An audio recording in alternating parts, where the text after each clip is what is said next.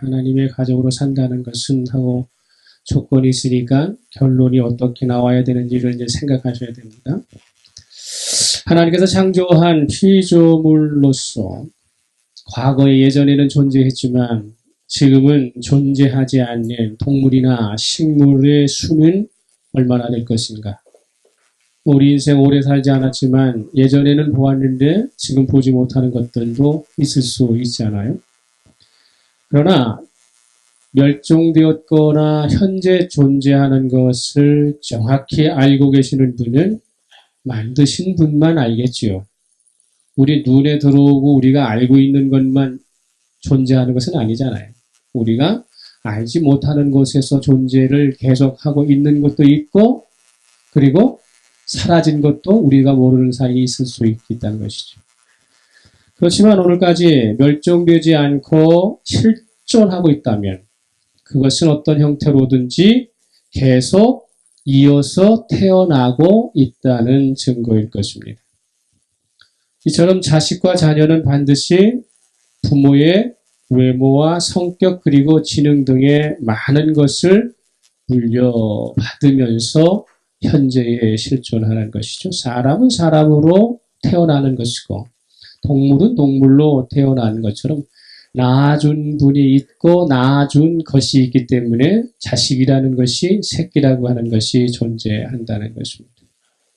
자식의 입장에서 부모의 어떤 부분은 닮아서 참 좋지만 또 어떤 것은 닮지 말아야 할 것을 닮았다고 또 후회하기도 하고 불만을 터뜨리기도 할 수 있습니다. 더 좋은 것만 다 물려받을 수는 없다는 것이죠. 물려받다 보니 좋은 것도 있고 그렇지 못한 것도 있을 수 있다는 것입니다. 사람의 경우 누구에게서 태어났느냐는 자신의 일생 가장 중요한 부분이 될 수 있습니다. 내가 누구의 자식인가, 누구로부터 태어났는가는 매우 중요하죠. 자식이 부모와 전혀 다른 돌연변이로 태어났을지라도 그 부모에게서 출생한 것이 확실하다면 그 자식은 부모를 닮은 구석이 반드시 있기 마련이라는 것입니다. 극복할 수 없는 것은 아니죠. 부모에게서 물려받은 닮음을 극복할 수 없는 것은 아니지만 현실적으로 자식이 부모 닮는 것은 숙명이고 질서입니다. 특별히 외모적인 부분에서 지금 지니고 있는 것보다 다른 변화된 모습을 선호할 수는 있지요. 그렇다고 성형을 한다든지 변형시킨다고 해서 원본 자체가 변할 수는 없는 것입니다. 육신적 혈통을 따라 태어났다는 것은 자녀가 스스로 선택하고 결정할 수 없을 정도로 이미 결정된 요소들로 채워 있다는 뜻입니다. 그렇다면 하나님의 자녀가 되는 영적인 거듭남의 경우는 어떻게 결정이 되느냐는 것입니다. 육적인 출생을 세밀하게 관여하신 하나님이시라면 당신의 천국 시민 자녀를 만드는 당신의 자녀를 삼는데 대충 계획하시고 아무렇게나 당신의 자녀를 삼으시지는 않으셨을 것이라는 것이죠. 영적으로 하나님의 자녀가 되는 것 또한 하나님을 닮는 요소를 반드시 물려주셨을 것이라는 것입니다. 내가 하나님의 자녀라면 내 속에는 하나님의 닮는 하나님의 속성이 들어와 있기 마련이라는 것입니다. 사실 영적인 속성들은 애초에 없었던 것을 새롭게 만들거나 창조하는 것이 아니라 원래는 있었지만 그것이 죽어버려서 재구실을 못한 것을 다시 불러서 회복시키는 것입니다. 우리 안에는 하나님의 속성적 요소가 아담 이후로부터 하나님의 형상을 따라 우리에게 전달되어졌어요. 그런데 사람에게서 하나님의 속성이 드러나지 않는 것은 원래 없었기 때문이 아니라 있었는데 죽었고 역할을 감당하지 못했던 것인데 그것을 다시 되살려내는 것이고 회복시켜서 당신의 닮음을 계속적으로 보이도록 하시는 것입니다. 자녀가 부모의 것을 담는다고 할 때에 모두 부모의 선천적인 것만을 담는 것은 아니라는 것입니다. 후천적인 것을 담고 후천적으로 나중에 담는 것도 많다는 것입니다. 더더욱 태어난 지 얼마 안 되어 입양이 되었다면 선천적인 것보다는 부모의 후천적인 환경의 영향을 더 많이 받을 수밖에 없을 것입니다. 더군다나 그 사람이 외국으로 입양이 된 경우라면 자라면서 정체성의 혼란을 겪게 될 가능성이 농후하지만 타국인이면서 전혀 다르지만 그 부모의 닮음을 또 따라가게 되는 것이죠. 자식을 낳아준 부모와 살든 그렇지 않든 간에 가정을 이루어 사는 사람들을 통칭해서 가족이라고 이야기하고 우리라고 이야기를 하는 것입니다. 가족은 부부를 중심으로 해서 친족 관계를 형성하지만 혼인함으로 가족이 되고 또 혈연의 과정 가운데 속에 가족이 되고 입양되는 방법의 절차를 통해서 가족의 구성원들을 채우고 형성하게 되어 있다는 것입니다. 객관적으로 가족이라는 사실이 틀림없음을 보여준다면 가장 완벽한 증거는 무엇으로 우리는 가족입니다. 우리는 한 가족이죠 라고 드러낼 수 있겠느냐는 것이죠. 한 가족임을 증명할 수 있는 것은 가족 관계 증명서 같은 서류가 중요한 단서로 작용할 수 있습니다. 그러나 서류는 위조될 수 있다는 점에서 완벽한 증거물이 될 수는 없다는 것입니다. 서류보다 한 가족임을 더 강력하게 구성원 간의 유전자가 동일하다는 것을 보여준다면 그렇다면 그 관계 증명서보다는 유전적 형질, 닮음을 통해서 이 사람들은 가족이구나 라는 것이 객관적으로 보여지는 것이죠. 어떤 사람이 건강이 나빠져서 장기 이식을 어쩔 수 없이 해야 한다고 할 때에 가장 안전한 방법은 유전자가 동일한 부모 자식 간의 주고받음으로써 그래서 안전성을 확보하는 것이죠. 남과 그것이 다르다는 것은 아니지만 가장 안전한 방법은 받는 사람과 수여하는 주는 사람이 부모 자식 간의 혈연으로 연결되어 있다면 그 무엇보다도 안전하다는 것이죠. 부모 자식 간의 장기를 주고받는 것이 가장 안전하다는 말은 그 장기가 모양적으로 닮았기 때문이 아니라 속성적으로 질적으로 구성하고 있는 내용이 일치하고 있거나 똑같기 때문이라는 것입니다. 이 사람 닮는다는 것은 겉모양뿐만 아니라 실질적인 부분들이 닮아 있어야 닮는다고 말하는 것입니다.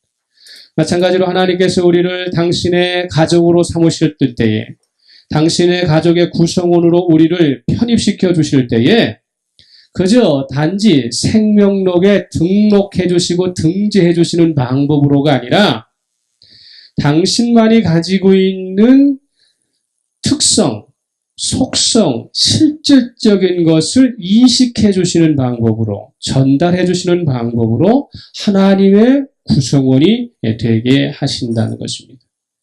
가족의 구성원은 부모 자식의 그 관계에만 담는 것이 아니라 같은 부모에게서 태어난 자녀들은 똑같이 담는 것이죠.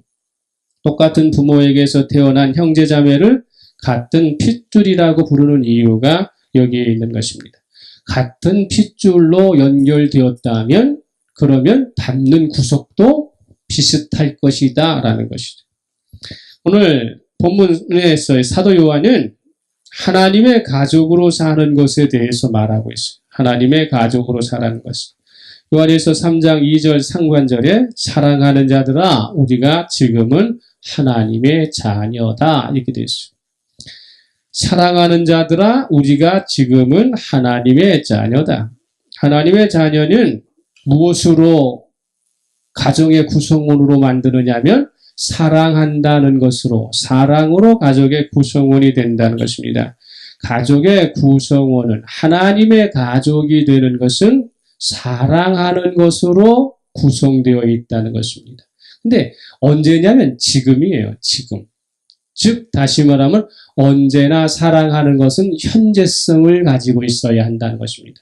과거에 우리가 사랑했기 때문에 가족이 아니라 미래에 앞으로 사랑할 것이기 때문에 가정이 아니라 사랑은 지금 하나님의 자녀, 지금 사랑하는 것이기 때문에 하나님의 자녀라고 부름받을 수 있다는 것이죠. 그렇기 때문에 사도 요한은 하나님의 가족으로 사는 구성원의 필요 조건은 지금 사랑하는 것이, 그것이 하나님의 자녀의 조건이라는 것입니다. 하나님의 자녀는 하나님만이 결정하시고 선택하시는 것입니다.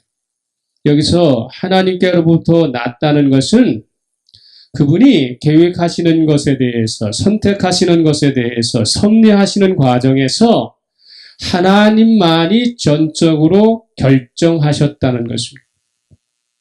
하나님의 자녀라고 하는 수혜를 입은 우리는 단지 은혜로 그분이 자녀 삼아 주셨기 때문에 수동적으로 받아들였다는 것입니다. 하나님께로부터 난 자라고 하는 것은 전적으로 하나님이 결정하셨습니다. 그 은혜의 수혜자는 아무런 공로 없이 수동적으로 받기만 한 것입니다. 라는 것이죠. 하나님의 자녀는 하나님만의 결정이죠. 구원받는 사람치고 자발적으로 거듭남을 경험하거나 그 거듭남을 만들어낼 수 없습니다. 내가 몇 살 때 나는 구원받았습니다 라고 할 때에 받았다는 것은 누가 주셨기 때문이고 경험했다는 것은 그 경험하도록 조치해 주었다는 것입니다. 내가 구원을 만들어냈습니다. 내가 구원을 획득했습니다가 아니라 그분이 제공하셨기 때문에 경험하게 된 것이고 준 분이 있기 때문에 받았다고 하는 것이죠. 요한복음 3장 5절에 예수께서 대답하시되 진실로 진실로 내게 이르노니 사람이 물과 성령으로 나지 아니하면 하나님의 나라에 들어갈 수 없다는 거예요. 물과 성령으로 나지 아니하면이라는 것은 뭡니까? 주신 분이 있기 때문에 들어갈 수 있다는 것이죠. 성도는 하나님의 자녀로 새롭게 태어난 존재, 이렇게 말할 수 있죠. 하나님의 속성을 닮을 수밖에 없는 그런 존재, 이런 것이죠. 누가 부모 선택해서 자식 된 사람이 있어요? 없잖아요. 우리 중에 내가 부모 선택해서 그분의 자식 된 사람은 없잖아요. 부모가 낳아주니까 자식이 된 것이고 그 부모 밑에서 태어나고 그 부모 밑에서 살면 그 부모를 닮을 수밖에 없는 거죠. 요한일서 3장 9절 말씀, 하나님께로부터 난 자마다 죄를 짓지 아니하나니 이는 하나님의 씨가 그의 속에 거하며 그도 범죄하지 못하는 것은 하나님께로부터 났음이라. 이렇게 됐어요. 누구든지 자식이 되려면 자신을 낳아준 부모가 있어야 합니다. 자식이 부모를 만들 수는 없는 것이요. 거듭나면 죄를 짓지 않는 능력이 생긴다는 여기에서 죄를 내가 거듭나면 죄를 짓지 않을 수 있는 능력이 생긴다는 말이 아니라 거듭났기 때문에 죄로 인한 책임을 지지 않아도 된다는 뜻이에요. 어렵죠? 내가 죄를 짓지 않는 능력이 있어서 죄인이 안 되는 것이 아니라 죄를 지어도 죄에 대한 책임 때문에 멸망하지 않는다는 거예요. 그걸 하나님께로부터 났다는 것입니다. 그렇기 때문에 성도는 하나님의 말씀과 성령을 통해 최종적인 승리자가 되기 때문에 세상에서 죄를 지은 것 때문에 하나님께서 우리의 구원에 관하여 된다 안 된다고 판단하지 않으신다는 것. 우리는 죄가 없어야만 구원받는 게 아니라 예수 믿으면 구원받는 것입니다. 할렐루야. 이것이 중요해요. 이걸 어떻게 되는지, 그러면 최종적 승리를 보장받은 사람은 노력하지 않고 아무렇게나 살아도 그 구원이 계속 유효한가? 그것을 우리가 한번 생각해 봐야 돼요. 내가 죄를 많이 지어도 구원받는데 지장이 없다면 아무렇게 살면 되지 않겠는가? 그래도 최종적으로 나에게 구원은 완성될 것이 아닌가라고 생각할 수 있다는 것이죠. 그럼 이렇게 한번 생각해 봐요. 옛날에 왕이 있습니다. 자신의 왕위를 정상적인 방법으로 물려주려면 생전에 자신이 낳은 왕자들 중에 하나를 후계자로 선택하는 것입니다. 그죠? 아들을 내가 왕인데 다음에 이 왕자리를 내 자식에게 넘어주려면 나에게 누가 있어야 돼? 자식이 있어야 돼, 자식. 그럼 왕자가 세자로 책봉될 수 있는 전통성, 그것은 왕자가 증명하는 것이 아니라 내 아버지가 왕이면 되는 거죠. 그죠? 이 자식이 나의 왕위를 계승받을 수 있는 자격과 조건이 있다는 것을 증명하는 것은 왕이 증명해 줘야지, 얘 내가 낳은 애 맞아, 얘는 내 자식이 맞아 라고 하는 것은 자식이 아버지를 증명하는 게 아니라 아버지가 자식을 증명해 주면 그러면 그건 자식이 되는 것이죠. 전통성을 확보하는 것은 내가 확보하는 게 아니에요. 그분이 확보하는 거예요. 하나님의 자녀가 되었다고 하는 것은 내가 그분의 자녀가 되었습니다 하고 명함 파가지고 돌려야만 하는 게 아니라 하나님이 증명해 주시면 그러면은 그 사람은 하나님의 자녀가 되는 것입니다. 그런데 왕의 아들로 태어나면 왕자가 되는 것이고 거지의 아들로 태어나면 거지 출신이 되는 것과 같은 이치죠. 그렇다면 아버지로부터 정통성과 전통성을 확보한 왕자가 세자로 책봉되었다고 다 왕이 될 수 있느냐는 거예요. 세자로 책봉되면 다 왕이 됩니까? 그러면 뭐 사도세자가 왜 생겨? 왕도 되오지도 못하고 왜 뒤죽간에서 8일 동안 갇혀있다 죽느냐는 것이죠. 왜 세자가 되었다가도 폐회되는 이유는 뭐냐는 것이죠. 차기 대세로서 자신이 해야 하는 의무를 잘 수행해야 하고요. 끊임없이 왕이 되기 위한 노력을 정진하면서 중간에 변고가 생기지 않도록 하자가 생기지 않도록 조신에게 지나야 되는 책임은 무엇보다 세자 자신에게 있는 것입니다. 차기 대세로서 매사 노력하는 모습이 보이고 왕이 될 준비를 게을리하지 않게 되면 왕이 될 수 있는 자격을 박탈할 근거가 생기지 않는 것이죠. 마찬가지로 하나님의 가족이 되는 데 있어서 자녀 삼아 주시고 은혜 베푸시는 것은 하나님의 몫이에요. 은혜 베푸시는 것은 하나님의 몫이에요. 자녀 삼아 주시고 그걸 책임있게 자녀로 계속적으로 신분을 유지시키시는 분은 하나님이 있어요. 그러나 자녀된 자가 마지막까지 하나님의 가족의 구성원으로 남아서 최종적인 승리를 확보하려면 그분이 원하시는 닮음의 모습으로 하나님을 닮아가는 모습을 유지해야 하는 것이죠. 그래서 하나님이 여전히 나에게 너는 나의 아들이라고 말씀하시는 것처럼 세상 사람도 저 사람은 하나님의 아들이야, 저 사람은 나중에 왕이 될 수 있는 자격을 충분히 갖출 수 있어, 갖췄어 라고 하는 것이 드러나야 한다는 것입니다. 그러니 부부가 되어오면 오래 살다 보면 닮는다고 그러죠. 그죠? 부부는 닮는다. 남남으로 만나서 결혼한 부부가 왜 닮느냐는 거예요. 부부가 되면 닮습니까? 아니죠. 부부가 됐다고 닮는 건 아니잖아요. 오랜 시간 동안에 비슷한 환경에서 함께 살아야 되는 것이고 비슷한 것을 같이 먹어야 되는 것이고 비슷한 일을 같이 겪어야 되는 것이고 비슷하게 그러한 일들을 함께 동참하고 대처하면서 그러면서 진실적으로 살다 보면 훗날 보면 이 부부는 담는데 성격도 담기도 하고 뭐 성향도 담기도 하고 좋아하는 것도 담기도 하고 여러 가지가 비슷하게 형성이 되는 것입니다. 즉 가식적으로 보이지 않고 자연적으로 보이는 것이죠.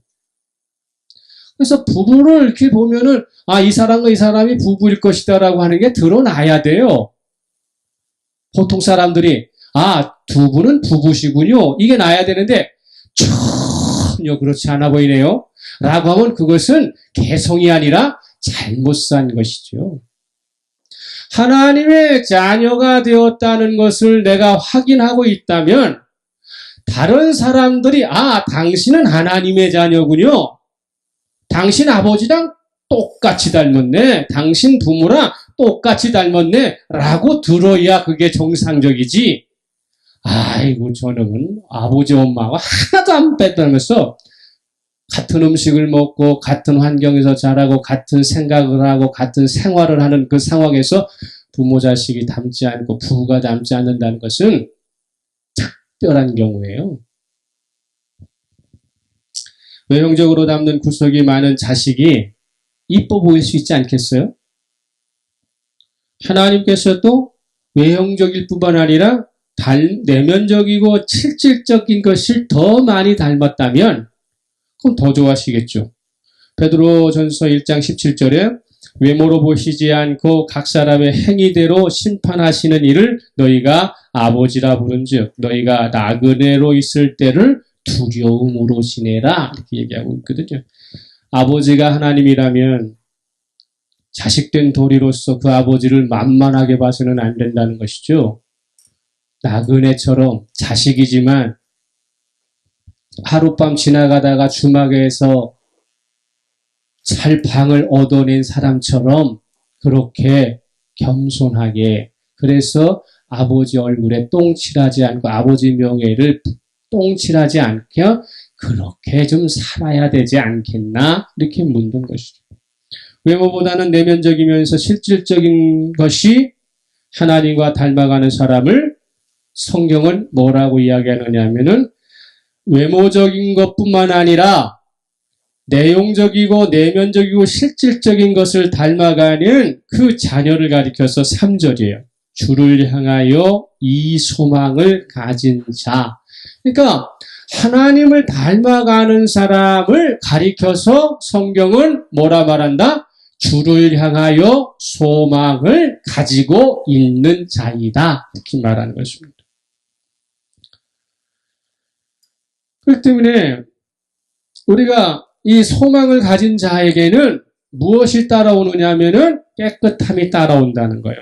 3절 보세요. 주를 향하여 이 소망을 가진 자마다 그의 깨끗하심과 같이 자기를 깨끗하게 하느니라 이렇게 말하고 있거든요.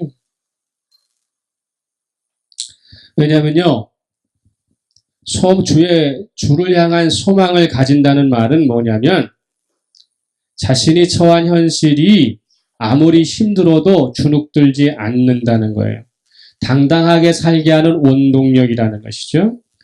자신의 삶의 중심을 지금보다는 더 나은 미래로 중심점을 옮길 수 있도록 만들어 간다는 것입니다.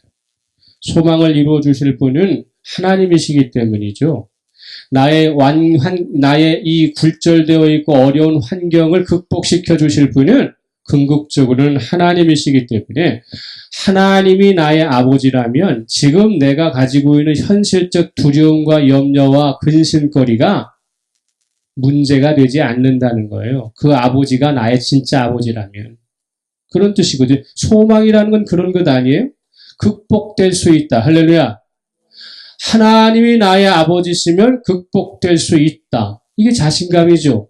야, 우리 아버지가 어떤 사람인 줄 알아? 라고 말할 수 있어야 한다는 거예요. 가사가 보니까 식당에 가가지고 밥을 먹었는데 지갑을 안 갖고 왔어요. 그럴 때에 우리 아버지가 저분이신데 제가 다음에 와서 갖다 드릴게요. 하면은 그렇게 그래? 네 아버지가 그런 분이야? 너는 못 믿겠지만 네 아버지 보니까 내가 너를 믿겠네. 그래. 그거 내가 외상값. 이런 당당함이 있다는 것이죠. 그렇기 때문에 내 상황이 지금 내가 생각한 대로 돌아가지 않을지라도 그분이 내 아버지시라면 그게 소망이에요. 하나님이 나의 아버지시기 때문에 나는 지금 여기에 좌절할 수 없어. 이것 때문에 염려하지 않아. 이것 때문에 두렵지 않아. 결코 이것을 해결해 주실 분은 하나님이시니까 나는 다시금 일어설 거야. 할렐루야. 이게 소망을 가진 자예요. 하나님의 가족으로 사는 사람이고. 그래서 여기 또다시 얘기하는 게 그거예요. 소망을 가진 자는 깨끗하심과 같이 깨끗하게 산다 이 말이에요. 평소에 목욕자라고 옷 더럽게 입지 않는다는 뜻이 아니라 내가 예수 믿는 게 확실하다면 내가 하나님 때문에 소망을 여전히 품고 있다면 내 입에는 부정적인 말은 사라질 거야. 그런 뜻이에요. 내 입이 깨끗해지는 거예요. 내가 근심염려로 내 머리를 더럽게 만들지 않는 거예요. 예수 믿는다고 하면서 늘 낙담적인 얘기, 부정적인 얘기, 의심하는 얘기, 그래서 더러운 영이 나의 머릿속에, 내 영혼 속에 가득 채우지 않고 깨끗한 성령의 영만이 있도록 날마다 깨끗하다는 뜻이에요. 도덕적으로 남한테 죄 안 짓는다는 뜻이 아니라 비록 사소한 것일지만은 내 아버지가 하나님이시기 때문에 욕먹을 짓 하지 않는다는 것이죠. 그래서 스스로 날마다 깨끗해지려고 노력하는 것을 이야기합니다. 즉 무엇을 이야기하느냐? 사단에게, 마귀에게 틈을 제공해 주지 않도록 견고하게 세운다는 뜻이 여기에 담겨 있는 것이죠. 오늘날 우리나라의 비극은요, 큰 대가를 치르고도 실질적으로는 얻는 것이 없다는 것입니다. 국민을 불행하게 하는 비극적인 사건이 한 나라에 안 일어났으면 좋겠지만 불가항력적으로 어쩔 수 없이 발생할 수 있다는 것이죠. 비극에 따른 엄청난 희생과 대가를 치르고도 얻은 교훈이 없어서 그러한 비극이 계속 반복되어 가고 마무리가 되어가지 못한다면 그게 비극이에요. 불행한 사건이 일어나서는 절대 안 되지만 일어난다면 어쩔 수 없이 정신 차려서 그 비극이 다시는 일어나지 않도록 과거를 제대로 청산하고 마무리를 잘 짓는 것입니다. 그렇다면 피해를 당한 사람이 무턱대고 악달하거나 용서를 거부하지는 않을 것이라는 것이죠. 똑같은 류의 불행을 방지할 수 있는 능력을 갖추는 큰 교훈의 기회가 되었다면 피해를 당했어도 그만큼 용서하기는 쉬운 겁니다. 용서를 해주면 해줄수록 더 나쁜 일이 일어날 때에는 더 이상 용서할 마음이 생기지 않는 것이죠.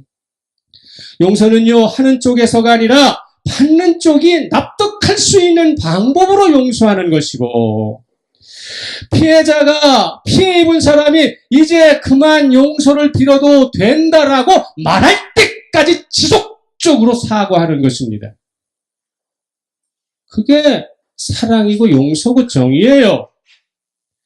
내 방식대로 용서했으니까 너는 용서를 받아줘야 한다고 말하는 것은 안 되는 것입니다. 왜 일본이 지탄받습니까? 자기가 하고 싶은 대로 사과를 하기 때문이고, 사과하고도 또 딴소리를 하고 딴지를 걸기 때문이라는 것이죠. 무라카미 하루키가 그 얘기합니다. 용서는 받는 쪽에서 수용할 때까지 그들이 원하는 방법으로 하는 것이다. 할렐루야. 그것입니다. 오늘 이 시대 우리 사회가 왜 분열되고 있고 갈라지고 있습니까? 피해받은 사람은 뭐가 아픈지도 모르고 심판이 나서서 너희들은 이런 방식으로 수용을 하고 너희들은 이렇게 해결하라고 하는 심판만 있기 때문에 그런 것입니다. 내가 회개했으니까 주님 용서해 주세요. 내 방식대로 회개했으니까 하나님은 이제 나에게 복 주셔야 합니다. 이건 잘못됐다는 것이죠. 회개는 내 방식대로 하는 것이 아니라 하나님이 수용하는 방식으로 하는 거예요. 할렐루야. 그래야 나에게 기회가 생기는 것입니다. 하나님께서 이제 됐다 할 때까지 용서는 계속해야 되는 것이고, 정말로 그분이 나를 용서하셨다면 이제는 두려워하지 않고 깨끗하게 사는 것입니다. 예수님의 십자가가 무엇을 상징합니까? 하나님께서 우리의 죄를 사하시고 용서해 줄 수 있는 방법을 하나님이 그렇게 제안하셨으니 주님께서도 자신의 방법이 아닌 아버지이신 하나님께서 요구하신 방법으로 우리의 죄를 대속하신 것입니다. 십자가는요, 죄의 숙주이며 원수인 사단이 요구한 것이 아니에요. 예수의 십자가는 사단이 요구한 것이 아니라 당신의 아들을 보내신 하나님께서 우리를 구원하시기 위한 방법으로 당신이 당신의 아들에게 요구하신 거예요. 십자가는 하나님이 요구하신 거예요. 그래서 주님께서는 아버지가 그렇게 요구하시니 나도 그분이 원하시는 대로 기꺼이 수용하겠습니다 한 것이 십자가예요. 그러면 아버지와 아들 사이에 그럴 수 있느냐? 그렇지만 내가 반드시 죽었던 너를 3일 만에 살리리라. 아버지이시니까 아들에게 제안하신 방법대로 또 약속하신 대로 예수 그리스도를 부활시키신 것입니다. 할렐루야. 부활시키신 분은 하나님이시죠. 요구만 하신 것이 아니라 회복도 지켜주실 수 있다.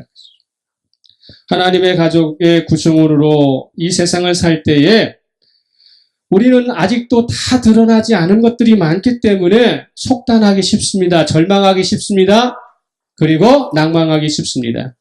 지금으로서는 정확히 알기 힘들어 전적으로 신뢰를 보여줄 수 없겠지만 십자가에서 죽으셨던 예수 그리스도가 부활하셨다는 것이 사실이라면 그 하나님은 믿을만 하신 하나님이라는 뜻입니다.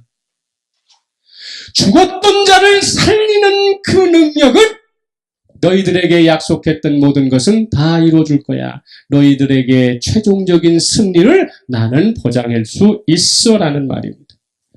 미래에 우리가 처할 참 모습을 가장 좋은 방법을 어디서? 현재에서 확보하는 것이에요.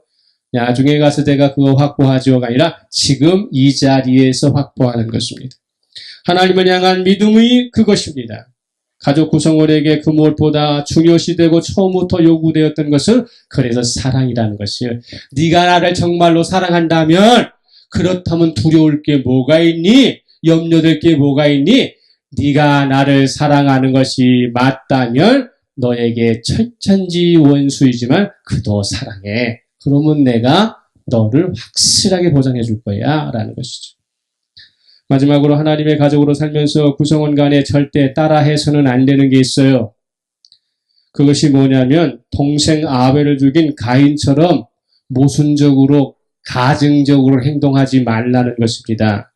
12절 보세요. 가인같이 하지 말라. 그는 악한 자에게 속하여 그 아우를 죽였으니 어떤 이유로 죽였느냐? 자기의 행위는 악하고 그의 아우의 행위는 의로움이니라 이렇게 되어 있죠.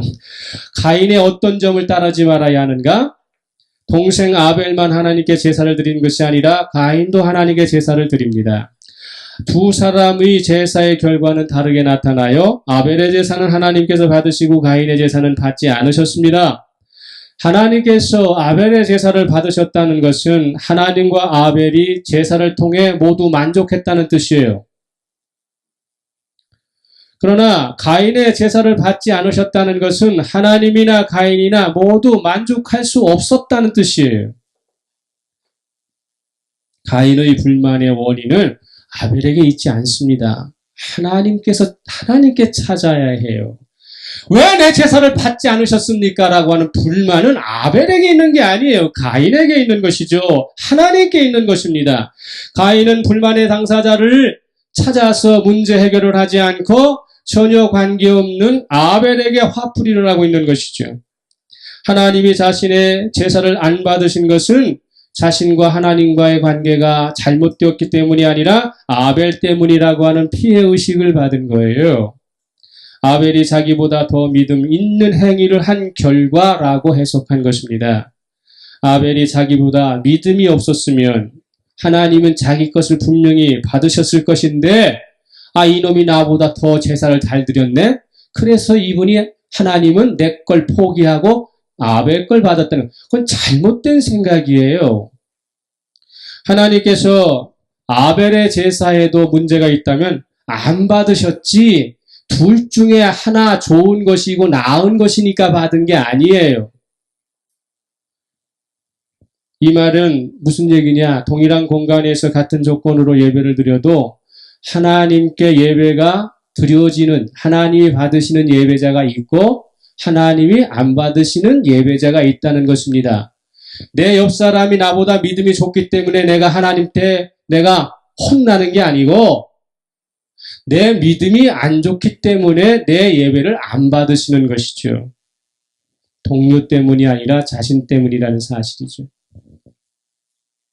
하나님의 속성을 닮아간다고 하는 것은 하나님께서 만족하시는 방법으로 자신의 삶을 살아가는 것입니다. 가인은 그렇지 않았다는 거예요. 비교 우위적으로 내가 너보다 좀 더 나으면 그러면 하나님은 내 걸 받으실 거라고. 하나님이 뭐 비룡뱅입니까? 둘 중에 하나 선택하시는 분 아니에요. 둘 다 잘못되면 둘 다 안 받으시는 것이고 둘 다 잘하면 둘 다 받으시는 것이고 둘 중에 하나가 더 하나님의 만족하면 하나님은 그걸 받으시는 거예요. 비교 우위를 하고 등수를 내려가지고 그래서 그걸 평가하시는 분이 아니라는 것이죠. 남보다 조금 낮게 비교 우위적으로 산다고 해서 하나님으로부터 내가 인정받는다는 것은 잘못된 생각입니다. 지금 내가 하나님의 가족의 일원으로 살고 있다면 지금 나는 그분의 자녀입니다. 능력 있고 자상한 아버지가 자녀의 문제를 왜 해결해 주지 않고 모른 체하고 방치하시겠어요? 하나님을 육신의 부모나 형제보다 못한 취급하고 있다는 생각하고 있지 않나요? 내 아버지보다, 내 어머니보다, 내 눈에 보이는 육신의 형제보다 하나님에 대하여 얼마만큼 더 귀하게 생각하고 있어요. 그걸 생각해야죠, 우리가. 스스로가 하나님의 가족이라는 것을 부정하는 꼴을 만들고 있지는 않는가? 하나님을 남 취급할 때가 많으면서 도움은 그분에게만 받는다. 그것은 잘못된 것이죠. 하나님이 우리의 소망을 들어주실 수 있도록 하나님을 향한 소망이 정말 있는가? 정말 내가 하나님 믿고 있는가? 그분이 내 소망을 들어주실 수 있도록 나는 정말 그분을 신뢰하고 있는가? 하나님을 신뢰하는 것이 아니라 목사를 신뢰하고 있는 건 아닌가? 실력자를 신뢰하고 있는 건 아닌가? 라고 하는 것을 우리는 하나님의 가족으로 사는 형제죠. 할렐루야. 하나님의 가족으로 사는 것은 그분을 내 아버지로 모시고 그분이 나에게 역사해 주시고 나를 이끌어 가시는 대로 따라가고 순종하기로 결심할 때에 그때에 나는 하나님의 아들임을 자녀임이 증명되는 것입니다. 하나님은 우리의 자상하시고 은혜로우신 아버지이십니다. 그분은 틀림없이 그런 분이십니다. 시편 103편 13, 14절에 보게 되면 시편 103편 13, 14절 아버지가 자식을 긍휼히 여긴같이 여호와께서는 자기를 경외하는 자를 긍휼히 여기시나니 이는 그가 우리의 체질을 하시며 우리가 단지 먼지뿐임을 기억하심이로다. 우리의 온전한 체질을 하시는 그분. 그래서 하나님의 가족으로 여러분이 하늘나라 갈 때까지 영원토록 사시기를 그리스도로 축복합니다. 그래서 주를 향한 소망을 잃지 않고 여전히 오늘도 그분을 신뢰하면서 그의 분의 손을 잡고 하루하루 당당하게 살아가시기를 예수 그리스도 이름으로 축복합니다. 축복합니다.